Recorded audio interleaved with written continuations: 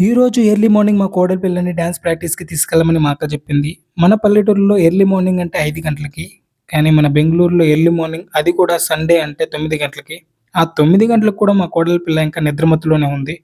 త్వరగా పదరా అంటే ఏ విధంగా లేట్ చేయాలా అని చూస్తుంది. అప్పుడు నాకు గుర్తొచ్చింది. నా చిన్నప్పుడు నేను ఏ విధంగా అయితే స్కూల్‌కెళ్ళేటప్పుడు లేట్ చేస్తానో అనేసి.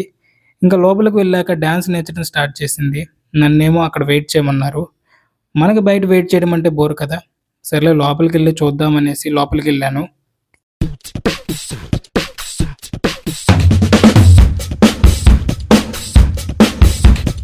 Hop, tom, tom, lele, lulu, malam, hop, tom, tom, lele, lulu, malam, hop, tom, tom, lele, lulu, malam, hop. ఇలా నేల మీద పడుకుంటే స్టెప్ ఏదైనా ఉంటే కరెక్ట్‌గా చేస్తుంది నాలాగా.